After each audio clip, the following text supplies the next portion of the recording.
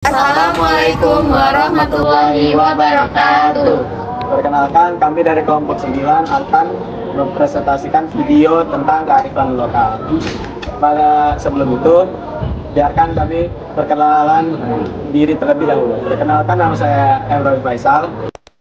Perkenalkan, nama saya Keisha Patrisya Putri. Perkenalkan, nama saya Nadira. Perkenalkan, nama saya Tanisa Asandra. Selamat menyaksikan. Makna kearifan lokal. Berikut merupakan makna kearifan lokal menurut 3 para ahli. Yang pertama, menurut S. Warsi, kearifan lokal yaitu kebijaksanaan manusia berdasarkan filosofi, nilai-nilai, etika, cara-cara, dan perilaku yang melembaga secara tradisional. Yang kedua, ada menurut Pong Pait dan Nantasuan, kearifan lokal yaitu pengetahuan berdasarkan pengalaman masyarakat secara turun-temurun. Selanjutnya yang terakhir, ada menurut Haryati Subatjo, kearifan lokal merupakan kepribadian bangsa yang mampu menyerap dan mengolah kebudayaan asing sesuai dengan watak dan kemampuan sendiri. Berikut adalah ciri-ciri kearifan lokal. Yang pertama, mampu bertahan terhadap budaya luar. Yang kedua, memiliki kemampuan mengakomodasi unsur-unsur budaya luar. Yang ketiga, mempunyai kemampuan mengintegrasi unsur budaya luar ke dalam budaya asli. Yang keempat, mempunyai kemampuan mengendalikan. Dan yang terakhir, mampu memberikan arah pada perkembangan budaya. Lalu ada fungsi kearifan lokal, yaitu konservasi dan pelestarian sumber daya alam, pengembangan sumber daya manusia, pengembangan kebudayaan dan pengetahuan, ada petuah, kepercayaan, sastra, dan pantangan. Lalu bermakna sosial, misalnya upacara integral komunai, bermakna etika dan bermoral, bermakna politik, misalnya upacara mangkuk merana.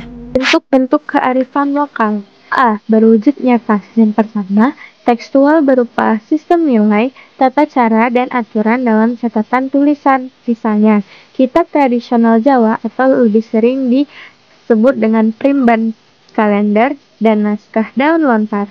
Yang kedua, benda cagar budaya atau tradisional bisa juga disebut dengan karya seni. Misalnya, patung sejarah, alat musik, dan tekstil. Contohnya, keris memiliki fungsi sebagai seni simbol pelambang dari pesan sang empu pembuat keris. Dan yang ketiga, bangunan atau arsitektural. Seni arsitek rumah adat suku-suku bangsa Indonesia. Contohnya, pendopo Jawa, rumah gadang, Minangkabau, rumah pengkinang Toruja. Dan yang B, tidak berwujud. Misal, petua yang berupa verbal berupa nyanyian, pantun, cerita yang syarat nilai alasan tradisional dari generasi ke generasi. Selanjutnya, potensi kearifan lokal. Yang pertama, kearifan lokal dalam potensi masyarakat. Misalnya, ada tekstil, ada batik khas Indonesia. Yang kedua, kearifan lokal dalam pemanfaatan sumber daya alam. Diajarkan untuk tidak mengeksploitasi alam agar keterlanjutan hidup dapat terjaga. Misalnya, dalam suku Dayak ada aturan tanah ulen, larangan untuk menebang pohon dan membakar hutan. Yang ketiga, dalam bidang pertanian, misalnya terasering, nyabuk gunung di Jawa Tengah, dan mitracai di Jawa Barat. Dengan tujuan untuk mempertahankan kontur tanah untuk menghindari longsor. Yang keempat, dalam mitos masyarakat. Mitos misalnya kayak mitos pohon, ada roh penunggunya hingga pohon tidak boleh ditebang. Terakhir, dalam cerita budaya dan petuah. Contoh kearifan lokal dari daerah Sunda. Yang pertama ada ngaliwet. Ngaliwet adalah tradisi makan bersama dengan nasi, lauk pauk, sambal di atas daun pisang yang berjejer. Biasanya dimakan di atas tanah ataupun di atas meja yang panjang.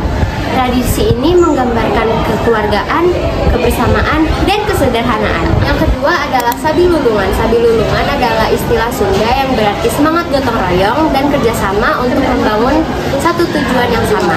Misalnya membangun rumah atau membersihkan lingkungan sekitar dan membantu tetangga yang membutuhkan. Contoh kearifan lokal dari daerah Jawa Tengah. Yang pertama, tradisi sadranan, disebut juga ruhan, dilakukan oleh masyarakat Jawa Tengah pada bulan Sya'ban Ramadan. Tujuan tradisi ini adalah mendoakan leluhur agar dosa diampuni dan amal diterima oleh Tuhan. Tradisi ini mencerminkan hubungan dengan leluhur, sesama, dan Tuhan, menggabungkan budaya lokal dan nilai-nilai Islam. Tradisi ini meliputi membersihkan makam, kenduri, dan pembuatan makanan khas seperti apem, kolak, dan ketan yang ditempatkan dalam takir atau wadah daun pisang. Biasanya diawali dengan pembacaan Al-Quran, sholawat, dan tahlil dipimpin oleh ulama. Yang kedua yaitu upacara tingkeban atau mitoni, dilakukan saat kehamilan berusia 7 bulan. Tradisi ini mengajarkan pentingnya pendidikan anak sejak dalam kandungan dengan menjaga perilaku ibu. Ritual utama adalah siraman menggunakan air kembang yang disertai doa untuk keselamatan bayi. Siraman ini dilakukan oleh 7 sesepuh atau orang yang dituakan. Dan kedua, tradisi tersebut masih selalu dilaksanakan oleh orang-orang Jawa. Kearifan lokal dari daerah Betawi. Ondel-ondel pada zaman dahulu digunakan sebagai penolak bala dan penjaga kampung. Biasanya, ia diarak saat ada pengeluk atau wabah yang melanda kampung saat selamatan. Nah, hajatan besar yang kayak cap gomeh atau yang lain-lainnya, atau sedekah bumi setelah panen raya. Awalnya ia juga dikenal sebagai sebutan barengan karena yang bentuknya yang seram. Ada juga kata ondel-ondel menjadi lebih populer ketika Bonyamin Soeb membawakan lagu Ondel-Ondel sejak pada tahun 1971. Nah, dalam irama gambang keromang yang digubah oleh Joko Subagio. Nah, ondel-ondel juga biasanya digunakan untuk menambah semarak pesta-pesta rakyat atau diarak untuk mengamen. Betapapun derasnya arus modernisasi. Nah, karena itu ondel-ondel masih bertahan dan menjadi penghias wajah kota metropolitan Jakarta, dan bisa juga dilihat-lihat di pinggir-pinggir jalan kalau misalnya kita lagi ke Jakarta atau kita lagi berliburan ke Jakarta. Nah, lenong adalah kesenian teater yang tradisional atau sandiwara rakyat Betawi yang dibawakan dalam dialek Betawi, misalnya yang berasal dari Jakarta, Indonesia.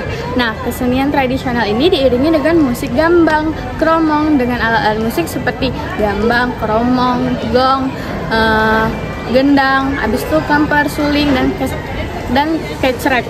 Nah, serta alat musik unsur Tionghoa seperti taihian, konghian, dan sukong. Lakon atau skenario lenong umumnya mengandung pesan moral. Nah, yaitu monolog yang lemah, membenci kerakusan dan perbuatan tercela. Bahasa yang digunakan dalam lenong adalah bahasa Melayu atau kini cuman bahasa Indonesia aja dan dialek Betawi. Contoh kearifan lokal dari Palembang. Yang pertama adalah tari gending Sriwijaya. Istilah tari gending Sriwijaya berasal dari kata gending yang artinya alunan atau suara, dan Sriwijaya yang berarti melambangkan kerajaan Sriwijaya. Yang kedua, pempek. Pempek pertama kali ditemukan pada zaman kerajaan Sriwijaya atau sekitar abad dan Masehi. Hal ini dibuktikan dengan temuan prasasti Talang Tuo yang menyatakan tanaman sagu sudah ada sejak abad ke-7. Rumah limas adalah adat tradisional dari Sumatera Selatan, khususnya Palembang, yang memiliki ciri khas arsitektur berupa atap berbentuk limas. Rumah ini juga dikenal sebagai rumah panggung karena dibangun atas tiang-tiang. Rumah limas sering digunakan juga untuk acara penting seperti pesta pernikahan dan acara adat. Rumah ini juga memiliki keterkaitan yang kuat dengan alam sekitar, seringkali memiliki halaman yang luas dengan tanaman dan tumbuhan tropis. Rumah limas dibangun menghadap ke arah timur dan barat. Bagian yang menghadap ke barat melambangkan kehidupan baru, sedangkan yang menghadap ke timur melambangkan akhir dari kehidupan. Saat ini, rumah limas sudah jarang dibangun sebagai tempat tinggal, tetapi masih dapat dilihat dari museum seperti Museum Bala Putra Dewa di Sumatera Selatan.